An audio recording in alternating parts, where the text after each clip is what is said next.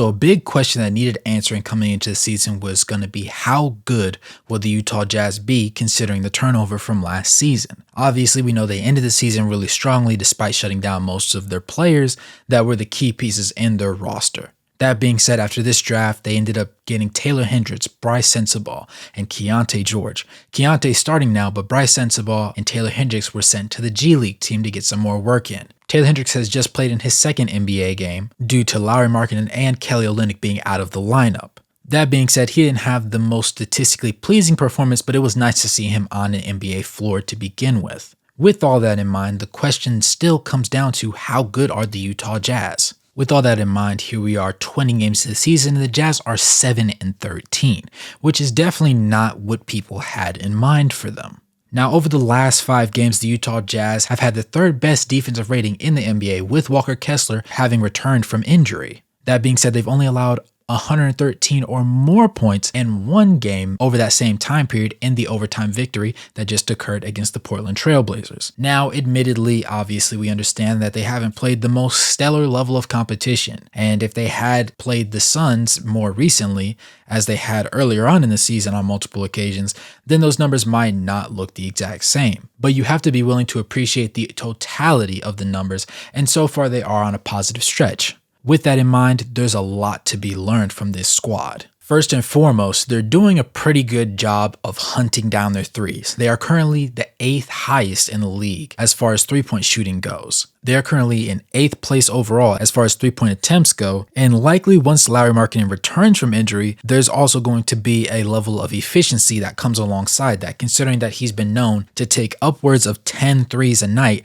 on a consistent basis when he was healthy on this team earlier on in this season. 8 seemed to be the theme of this team, as they also rank 8th in total assists per game. They are moving the ball well, and most of the shots that they are finding a way to make actually end up being those off of a pass from the likes of Keontae George, a Chris Dunn, even a Jordan Clarkson or a THT, and at times more recently Colin Sexton. Piling on more positives, we would have to say they are an elite rebounding team.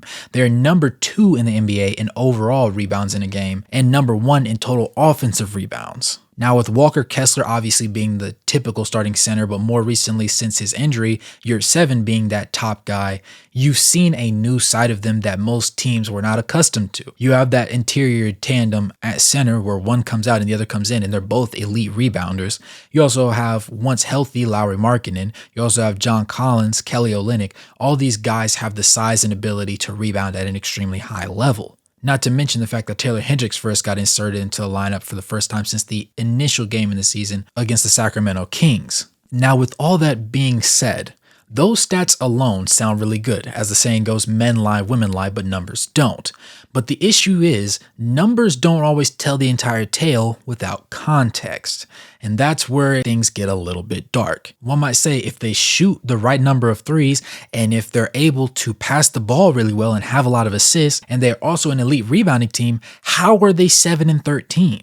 And the simple fact of the matter is, while they are taking a lot of threes and taking a lot of shots in general, and while they are making enough shots off of assists, they aren't making a lot of shots without them. Now, seeing as most of their buckets come off assists, the issue is they're not scoring the ball efficiently. Now, with that being said, they rank 27th in total field goal percentage on a nightly basis. This is a very general statistic, but when you take into account the fact that all the top teams in the league fall on the upper end of the spectrum, we have to give it some merit. With that in mind, most drive and kick situations or pick and roll situations that lead to a pass being made end up in a bucket.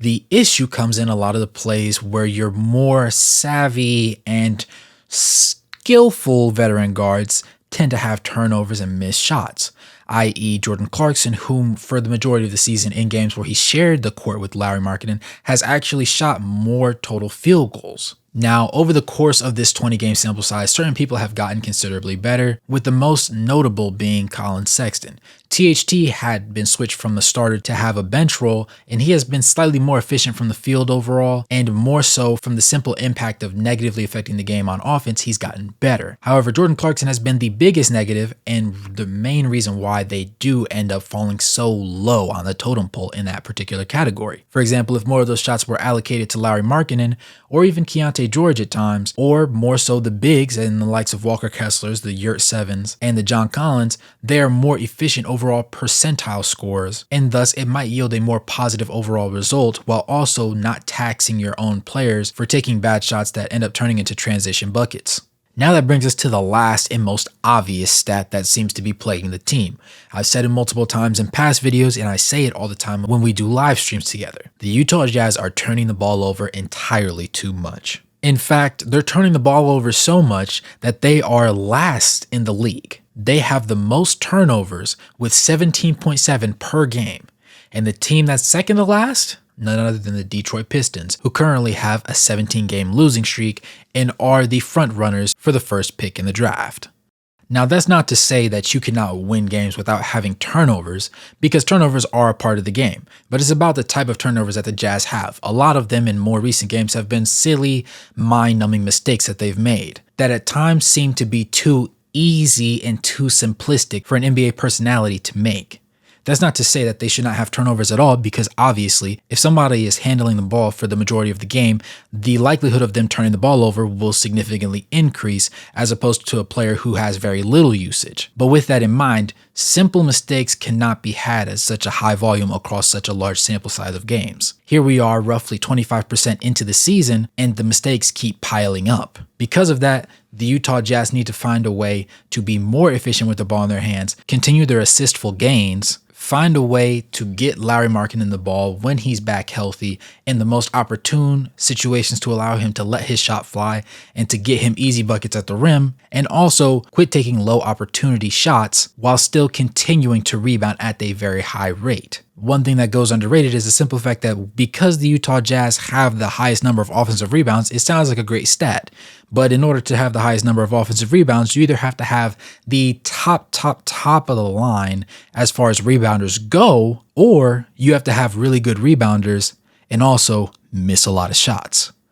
Unfortunately, the Jazz fall into the latter category, which is the issue that they're having at the moment. It is something that is solvable, and over the long term of the season, I do believe that they will get progressively better, especially once Lauri Markkanen returns to the lineup.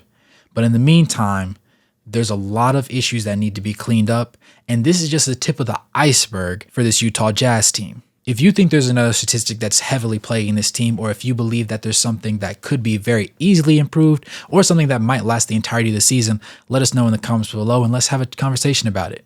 As always, it's been your boy Wraith Hoops. Thanks for watching this video. We're trying to go ahead and pass that 1,000 subscriber mark by Christmas. So if you frequent the content and just haven't got around to subscribing, go ahead and subscribe and turn on those post notifications so that you can get the next notification for when the videos drop. Thanks for tuning in. Make sure to like the video, subscribe, turn on post notifications, and comment down below. And if you haven't already and you are subscribed, become a member so you can get the videos faster than anybody else.